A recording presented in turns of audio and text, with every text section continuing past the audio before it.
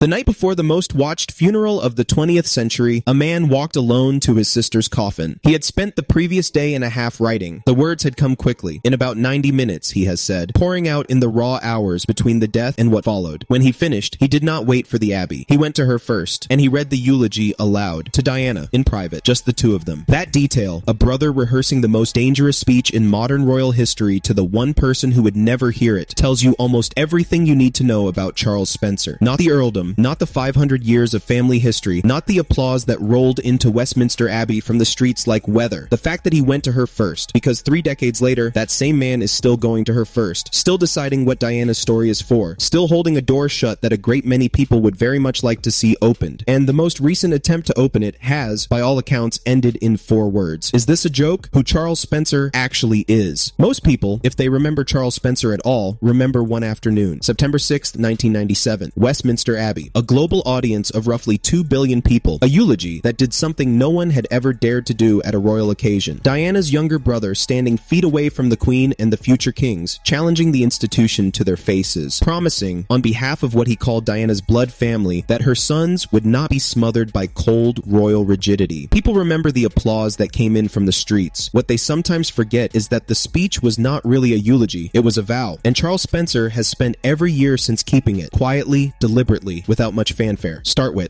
the burial itself, because this was the first move on the board, and almost nobody reads it correctly. Diana was buried at Althorpe, the Spencer family estate in Northamptonshire, the house where she grew up, the ground her family has owned for 5 centuries. Not a royal vault, not Windsor, not any institution's chosen site. Her brother did not let the palace have her, even in death. From that day forward, anyone who wanted the private Diana, the letters, the diaries, the home movies, the island, had to come through one man. And that man had already told 2 billion people exactly what he thought of institutions that had let his sister down. The archive and what it contains. Think of it this way. The world owns the postcards, the famous photographs, the endlessly replayed clips, the documented headlines. Anyone can print those, and everyone has. But the originals, the handwritten pages, the unedited family film, the room she actually lived in, the island where she rests, sit in a single private collection with a single curator who decides what is shown and what stays dark. Every Diana documentary you have ever seen was built from postcards. Charles Spencer has never once loaned the originals. This is not obstruction, it is protection, and the distinction matters enormously when you understand what happened the last time a door was left open. The Bashir wound, why the vault stays shut. Here is the detail that explains everything about how Charles Spencer operates and why. The 1995 Panorama interview, Diana sitting across from journalist Martin Bashir, speaking of isolation, of an institution deaf to her suffering, of cries for help dismissed, was one of the most watched broadcasts in British television history. It was also obtained through fraud. A BBC investigation completed in 2021, the Dyson Report, confirmed that Bashir had used forged documents to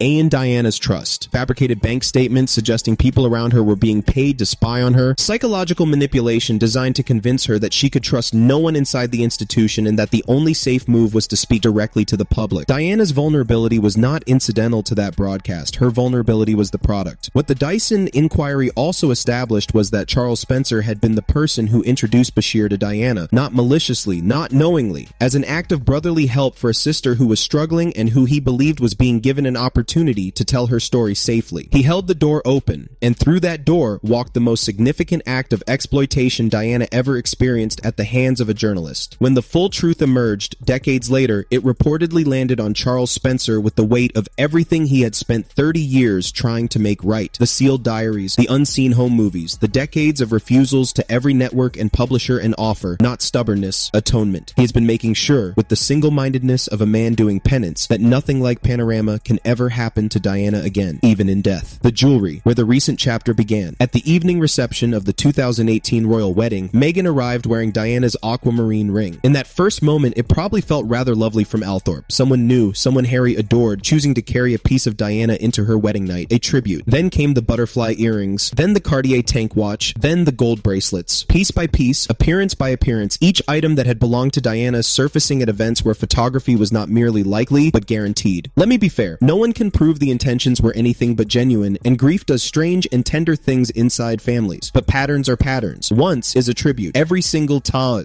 becomes something else. The jewelry was an overture. What came next is where things became considerably more complicated. The Oprah interview, and what Charles Spencer reportedly saw. March 2021, the Oprah interview. interview. Watch it with fresh eyes and you notice things. The lighting, low and golden. The setting, soft, intimate, confessional. The theme, a young woman silenced by an institution that did not care about her mental health. Cries for help dismissed. Isolated inside a hostile system with no door left open except the door to the public. Run the parallel yourself. 1995, a royal wife, isolated, speaking of an institution deaf to her suffering. 2021, identical framing. 1995, hushed lighting, confessional stillness, secrets finally escaping. 2021, identical. One crucial element changed. Diana gave her interview while trapped inside the system with everything to lose. The 2021 version was filmed from a villa in California after the exit, with a production apparatus attached. The original was a cry for help. The comparison is uncomfortable, not because it is unfair, but because of how visible it is once you see it. From Althorp, Charles Spencer reportedly did not experience that hour as a tribute. The documentary pitch and the response. In early 2026, as the Sussex brand faced significant commercial headwinds, the lifestyle venture underperforming, the Netflix arrangement approaching expiry, a documentary proposal was developed. The concept, a grand anniversary film for 2027, 30 years after Diana's death, her son telling her story, a cinematic tribute with the full weight of Netflix behind it. On paper, it was compelling, and the proposal reportedly included something that would have made it definitive rather than merely watchable. They wanted Althorp, the childhood home, the lake, the island. They reportedly wanted access to the private family archives. D. Ayana's personal handwritten diaries, home movies that have never been seen publicly, the unguarded footage, the real private Diana that no one outside the Spencer family has ever touched. Without those things, the film would have been another history documentary assembled from recycled news clips. With them, it would have been the definitive Diana film of the century. There is exactly one living person who controls every item on that list. The proposal reached Charles Spencer, and by all accounts, the response was brief. Is this a joke? Why that response matters. When this particular man calls your project a joke, the word carries the weight of 30 years. He is not a palace spokesperson managing an institution's image. He is the brother who stood at the coffin the night before the funeral and read every word to her. The man who buried her on the island specifically so that institutions could not control what happened next. His no is not institutional control. It cannot be framed as the establishment protecting itself. It is family honor, and there is no spin available for it. The bigger picture, two brothers, one legacy. There is a dimension to this story that goes beyond the documentary. William has been, by multiple accounts, privately frustrated for years about the commercialization of his mother's image. But understand his position. He is the future king. Every action he takes generates consequences. He cannot publicly block his brother's media projects without creating a global headline about palace censorship. When the palace blocks something, it always reads as the establishment protecting itself. When Diana's own brother, the man who stood in Westminster Abbey and vowed before 2 billion people to protect her sons, calls a project a joke, the dynamic is entirely different. Nobody can spin it. There is no institution to blame. The one man free to say no, unambiguously and without political consequence, is the one man whose no cannot be weaponized. Whether that alignment is coincidence or something more deliberate is frankly the most interesting question in this entire story. The trust question, and where things actually stand. Reports have consistently indicated that the royal family's core hesitation about any Sussex reconciliation centers on one word: trust. Not Harry specifically, Meghan specific. The concern, stated plainly by those close to the palace, is that any private conversation becomes potential content. Any personal moment becomes material. They are not afraid of her anger. They are afraid of her content calendar. Meanwhile, Harry has reportedly offered genuine gestures, sharing diary dates, extended olive branches to William and Catherine. The gap between his intentions and the institutional wariness around his wife is the specific obstacle that no documentary, however well produced, can bridge. And so the vault at Althorp stays shut. The island stays private. The diaries stay unread. And Charles Spencer, the man who went to her coffin the night before the world came to say goodbye, continues to do what he has done since the applause rolled in from the streets of London. He keeps the vow. Diana was exploited once by a man with forged documents and a camera. Her brother has decided she will not be exploited again by anyone. Whether that decision is right, whether there is a version of a 2027 anniversary documentary that could honor her rather than spend her, is a genuine question. Harry is her son. His grief is real. His perspective on growing up in that hurricane belongs to no one else. But the man who guards the archive has made his calculation. And until someone can explain to him how this project serves Diana rather than the people pitching it, the answer will remain 4 words. Drop your thoughts below. Was Charles Spencer right? Is there a version of this that could have worked? I genuinely want to know where you land. Like this video if it gave you the full picture.